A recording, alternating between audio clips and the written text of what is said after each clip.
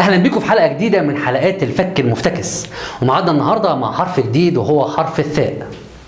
وبما ان انا اصولي صعيديه فاحب اتكلم النهارده عن حاجه تخص اصول الصعيديه دي. عندنا في الصعيد لو في حد اتقتل مستحيل نهدى الا لما نقتل اللي قتله ده، ودي حاجه عندنا في الصعيد اسمها الثأر. الثأر ده من الطيور الجارحه وعايش في افريقيا، وهو كمان ايه في ايه؟ يا احمد بتقول ده؟ ايه مش في افريقيا ولا ايه؟ لا مش دي خالص. مش طائر ولا ايه؟ مش طائر. لا بس اصل في واحد صاحبي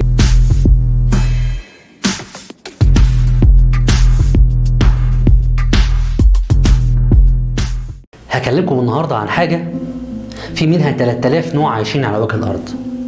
في منها اللي بيبيض ومنها اللي بيولد، منها اللي عايش على اليابسه واللي عايش على الميه، في منها السام ومش السام، في منها اللي بيطير ومنها اللي ما بيطيرش. احد اغرب الزواحف الغامضه هكلمكم النهارده عن الثعبان. بصوا كده يا عم، ثعبان.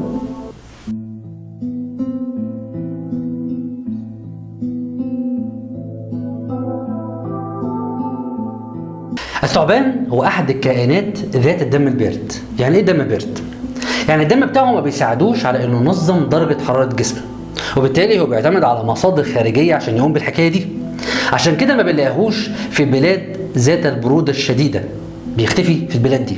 وفي بعض البلاد التعابين بتختفي فيها تماما، زي ايرلندا وايسلندا ونيوزيلندا وجرينلاند، ولحد النهارده مش عارفين ليه التعابين مش موجوده في البلاد دي. والبلاد دي مطلعه قوانين منع استيراد التعابين اليها. واحنا شفنا في رمضان السنه دي في كائنات او في بشر ذات الدم البارد. في مسلسل البرنس للاستاذ محمد رمضان، هات لي يا ابني المشهد كده عشان نشوف. زي ما احنا شايفين مع بعض المشهد ده، احنا المفروض بنعيط ومتاثرين جدا. مشهد بقى نكون كلنا مركزين في اللحظه دي، يعني مشهد كلنا متاثرين. وفي عز التاثر ده في حاجه كانت مضايقاني في المشهد. اللي مضايقني في المشهد ده البربور. انا نفسي افهم، يعني حضرتك يا مخرج يا ذات الدم البارد، المفروض دلوقتي انا متاثر وحضرتك بتتفرج على المشهد ده بخلال الكاميرا، شايف البربور، مش حاسس ان البربور ده ممكن هيفصل المشاهد؟ يعني انا لما شفت البربور ده قمت عشان اجيب اللي في بطني، مش قادر اكمل المشهد. المهم ان المشهد حصل فيه حاجه اصعب من كده بكتير. وريني يا عم، وريني.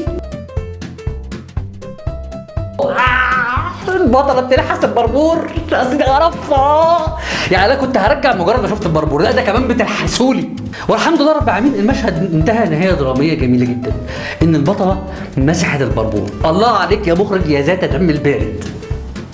في 3000 نوع من التعابين عايشين على وجه الارض، 375 نوع منهم بس هو اللسان.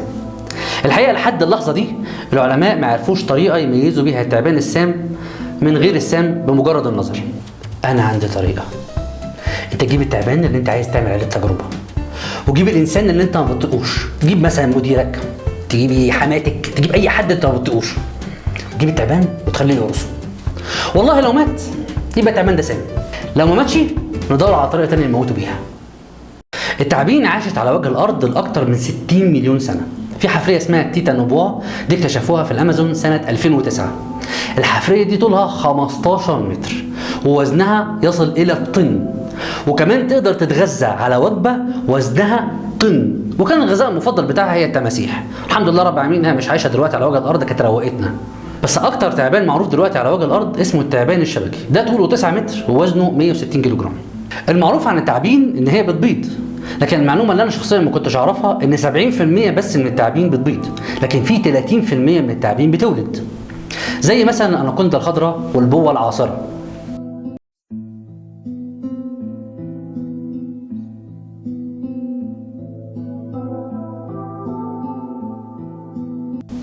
بس الشيء الغريب جدا في الموضوع، او هو مش غريب ولا حاجه، هو الشيء الطبيعي في الموضوع، ان التعابين ما بتعتنيش بصغرها. كل التعابين مجرد ما بتبيض او بتولد بتسيب صغرها وتتكل على الله وتفلق، ما عدا الكبرى المصريه.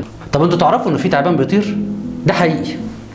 جامعه فيرجينيا الامريكيه في بعض العلماء اكتشفوا ان في تعابين في جنوب شرق اسيا بتطير. التعابين دي بتقف على الشجره وتمدد نفسها وتطير وتعمل تموجات في الهواء وتقعد تتحرك كده. طبعا ما بتطيرش زي الطيور بالظبط، بس هي بتتمكن من الطيران والتحليق في الهواء، وده شيء كان غريب جدا برضو عليا، اول مره اسمعه.